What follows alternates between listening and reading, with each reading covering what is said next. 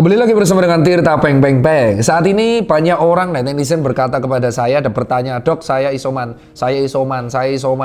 Total sehari saya menangani konsulan pasien itu lewat WA, telepon, chat, SMS, bahkan ada yang meminta dikunjungi sehari 10-30 pasien. Rekor tertinggi itu pada waktu tanggal 1 Juli mencapai 45 pasien, saya ngeladeni semua. Beberapa sembuh, ada 2 yang meninggal di isoman.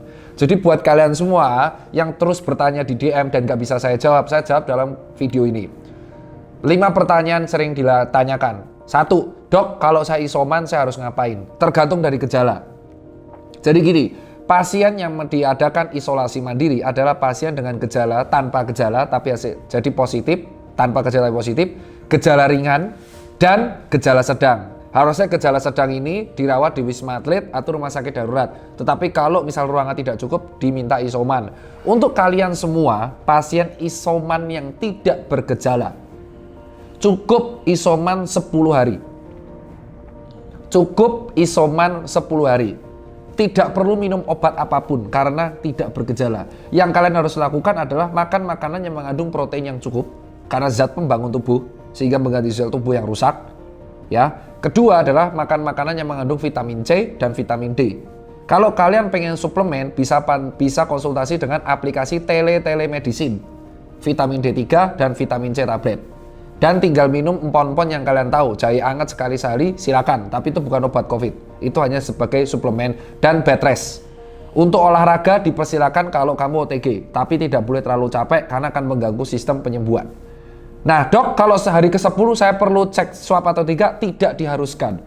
Seseorang yang sudah bebas gejala selama 10 hari, ingat, bebas gejala selama 10 hari, apapun hasil PCR-nya itu tidak pengaruh. Karena dengan catatan dia bebas gejala 10 hari setelah dia isoman, berarti kemampuan virus tersebut sudah inaktif, dorman.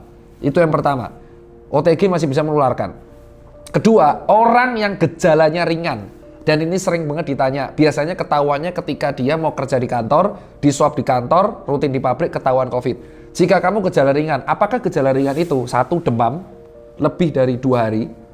Ada nyeri sendi, dan anosmia, tetapi tidak ada gejala sesak, tidak ada batuk yang berat, batuknya cuma ringan. Yang kamu harus pakai adalah obat-obatan seperti paracetamol 500 mg 3 kali sehari. Ini untuk demamnya, 3 kali sehari. Dan kalau ada nyeri perut bisa diminum antasida 500 mg 2-3 kali sehari. Ya. Dan untuk meminumnya, minum air yang cukup. Terserah mau minum air kelapa, air putih, Pocari Sweat, air ion, ya kan. Yang penting bukan air panas 100 derajat karena melepuh nanti ya. Dan antibiotik tidak diperlukan untuk gejala ringan. Antibiotik tidak diperlukan untuk gejala ringan. Apalagi dexamethasone dan teman-temannya belum diperlukan untuk gejala ringan. Antibiotik dan dexamethasone itu digunakan untuk gejala sedang menuju berat dan harus menggunakan resep dokter. Kalau kamu ada batuk-batuk, bisa dibeli obat batuk hitam yang tidak mengeluarkan dahak. Minum 2 kali sehari atau bisa minum Ambroxol, itu obat-obat yang ada di puskesmas dan murah. Untuk vitamin bisa C atau D3 konsultasi dengan telemedicine, aplikasinya ada. Makanan yang dimakan sama, yaitu makan makanan yang mengandung protein yang tinggi, ya kan? Atau anget-angetan, minum air yang cukup dan bed rest. Untuk ringan dilarang, diminta tidak melakukan kegiatan yang berat. Bed rest. Nah, ini isolasinya 10-14 hari, ya. Dan kamu tetap bebas gejala dihitung dari kamu tidak bergejala. Ya, setelah kamu isoman 14 hari, yang gejala ringan wajib PCR. Kalau masih negatif, tunggu bebas gejalanya 10 hari. Misalkan kamu gejalanya 7 hari sudah bebas gejala, tapi hari ke-7 hari ke-14 masih positif. Berarti kamu tinggal nunggu 3 hari lagi bebas gejala. Ya. Jadi seperti itu. Dan untuk isoman seperti ini bisa di rumah atau di hotel atau di kos. Dan kalau sudah sembuh, dicuci, ruangan-ruangannya tinggal disemprot atau dibersihkan pakai disinfektan yang ada rumahan. Ingat, disinfektan bisa buat indoor. Jika kamu gejala sedang, untuk teman-teman yang gejala sedang, ini harus memerlukan konsultasi dengan dokter. Seharusnya orang dengan gejala sedang itu harus dipantau saturasinya. Karena gejala sedang biasanya batuknya memberat.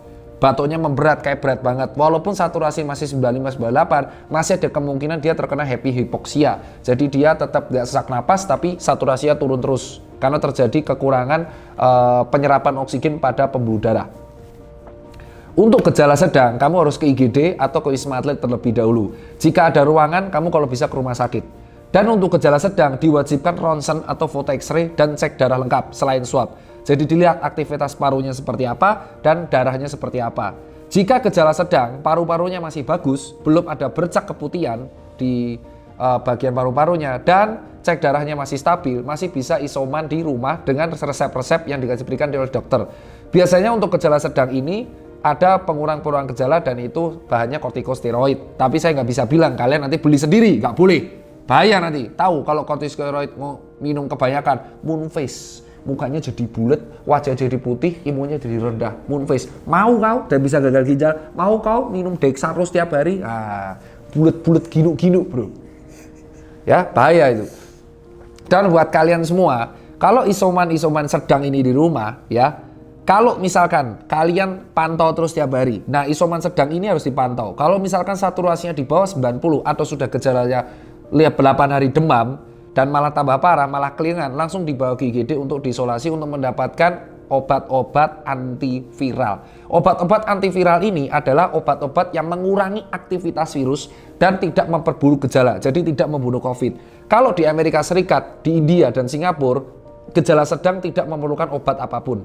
Hanya obat penurun gejala, penurun panas, dan obat untuk mengurangi sesak nafasnya. Tapi tetap harus diberikan oksigen. Nah, terapi sedang ini sampai berat itu memerlukan oksigen. Kalau yang sedang ini memerlukannya nasal kanul. Tapi kalau misalkan dia sudah sedang menuju berat, pakainya NRM. Mampus apa tuh NRM? Google sendiri. Ya, kalau misalkan sudah tidak sadar, pakainya nanti intubasi atau backups, sikap. Paham itu semua? Ya, itu sedang. Jadi jangan pernah mengobati diri sendiri dengan antibiotik. Kenapa? Ada 3 efek kalau kamu meminum obat dengan resep sendiri. 1, berlebihan, dosisnya parah, bahaya. Dok, saya minum ini nggak apa-apa, nggak meninggal. Memang. Tapi kalau 10 tahun lagi gagal ginjal gimana? Selamat dari COVID, ginjalnya hancur. Ingat, pemberian obat itu harus tepat dosis, tepat sasaran, tepat waktu, tepat cara penggunaan. Resep pun harus ada pendidikannya. Yang pertama, bisa salah dosis. Nggak boleh. Untuk antiviral, antibiotik, dan kortikosteroid itu tidak boleh asal membeli. Apalagi obat yang labelnya merah. Kalau paracetamol labelnya hijau. Abrosol juga masih hijau, OPA juga masih hijau. Kalau biru, hijau masih bisa. Kalau merah, itu perlu resep. Karena bahaya. Termasuk Rinos. Itu pseudoephedrine. Efeknya jangka panjang bisa berdebar-debar jantungnya. Tapi efeknya karena antihistamin, dia bisa tidur. Impact kedua kalau kamu ngerasa sendiri, bakteri dan virusnya resisten. Karena kita minumnya tidak sesuai dosis. Jadi dia apaan sih? Pertama ditujup-tujup, kayak kaki kapalan. Mau kau bakteri resisten, namanya TBMDR. Bisa, tuberculosis multidrug resistant. Jadi karena antibiotik tidak diminum dengan bagus, karena harus 6 bulan TB, jadi dia resisten. Yang terakhir adalah kerusakan pada organ tubuh, terutama hati dan ginjal. Mau? Nah, yaudah. Itu yang perlu lakukan. Nah, dok, kalau saya isoman, suplemen apa yang saya harus makan? Dan makanan apa yang harus saya hindari? Jawab, makanan yang harus dihindari adalah makanan berminyak yang mengandung lemak berlebihan dan kolesterol. Gulanya juga dibatasin. Ya, kalau terutama orang yang punya diabetes. Kedua, oksigen sedia kalau kamu gejala sedang. Ya, makan makanan yang banyak mengandung antioksidan, brokoli, kembang kol, tomat, wortel. Ya, untuk bayam dan kangkung ada kristalnya.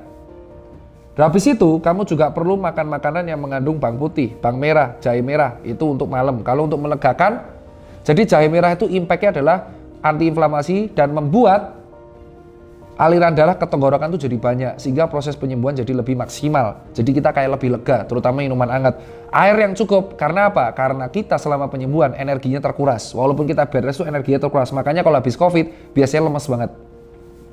Dietnya protein, bukan makan sebaik mungkin, tapi protein. Karena protein itu zat pembangun tubuh yang mengganti sel-sel yang rusak. Itu adalah beberapa tips yang harus dilakukan saat isoman. Dan untuk DKI dan Jawa Barat, Ridwan Kamil dan Pak Anies dan juga Kemenkes, pemerintah pusat daerah bekerja sama memberikan kalian fasilitas gratis, PCR gratis, lalu konsulnya ke 11 telemedicine. Nanti saya kasih sini flyernya, Jonathan bisa dicari, ada di Instagram sudah saya update, itu gratis semua. Obatnya pun gratis. Diantarkan oleh si Cepat kalau nggak salah, lu saya iklan.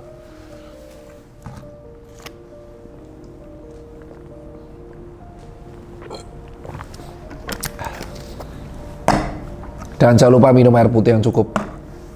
Tergantung dari berat badan masing-masing. Itu aja kalau dari saya, tips-tips supaya kalian isoman. Dan kalau isoman, lakukan apapun yang menurut kalian happy, selain mukulin orang dan judi ya. Lebih kurang saya minta maaf.